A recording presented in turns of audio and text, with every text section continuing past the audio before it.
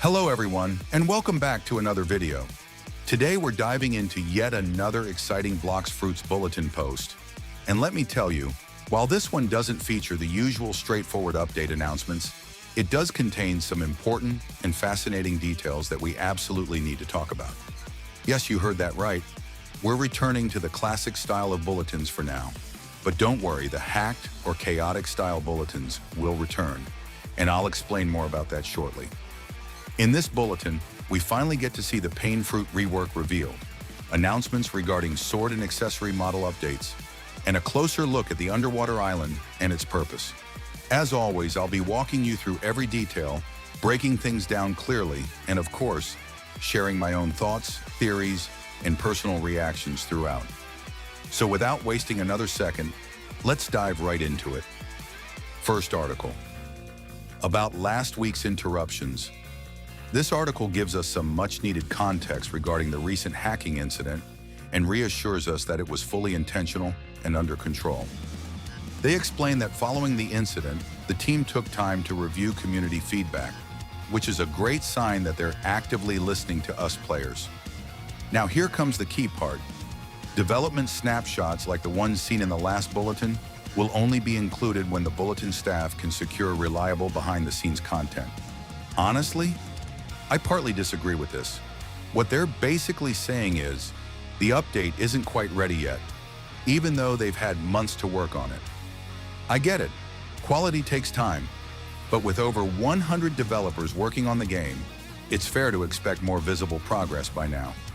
Still, I'll reserve full judgment until the update drops, then we'll truly see what's been done. Next article, the mysterious challenger exposed. Remember that fighter who disappeared in the 6th bulletin? Well, he's back, and this time we're getting confirmation about the long-awaited Painfruit rework. Officials say he was found to be fighting with the help of a powerful fruit, a new advancement of the Painfruit. This rework sounds amazing. It introduces a new mechanic where damage taken builds up a pain meter, powering up each strike.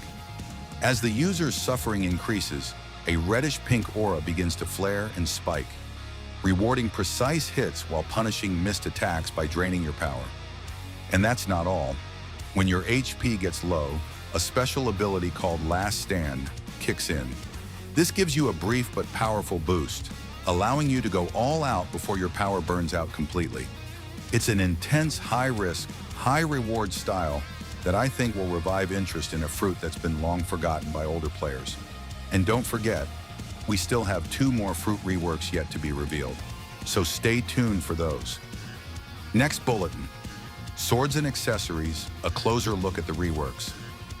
This one is pretty self-explanatory. It focuses on sword and accessory reworks, and the goal here is to bring your gear up to date with more stylish, modern visuals. Let's take a look at the attached image. On the right, we see what looks like the Coco sword, while on the left is Canvander, and in the middle, Spiky Trident. I'm really hoping that alongside the new models, we'll also get VFX reworks, especially for Canvander, which has long needed some extra polish. Now on to the accessories. Those capes, they look suspiciously similar to the ones from Rel C's. Seems like the devs might have taken some inspiration there. But here's the line that really caught my attention. What you see here today is only part of the full lineup. This confirms we're getting more than what's shown, possibly reworks for all accessories, and even more swords than we expected. Personally, I'd love to see a Hallow Scythe rework. It definitely deserves some visual upgrades or even new effects to keep up with newer items. Next bulletin, return to the deep blue. Now this one's all about the underwater island, and we finally have an actual in-game, or rather Roblox Studio screenshot, showing us what it looks like. We now know that those robed figures are indeed fishmen, and their NPC name is confirmed as Coral Guardian, which tells us that yes, this is another questing island. But here's the problem.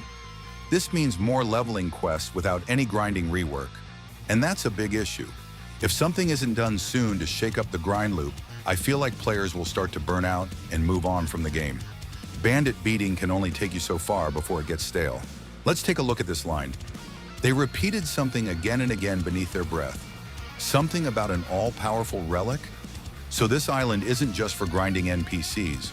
There seems to be a mystery quest line or relic hunt involved. It might be something like the Saber quest, but condensed into one island. That alone is enough to get excited about. Finally, some deeper content tied to exploration and lore.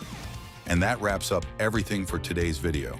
If you enjoyed the breakdown and found it helpful, don't forget to like, subscribe, and hit that notification bell so you never miss out on future uploads and bulletin updates.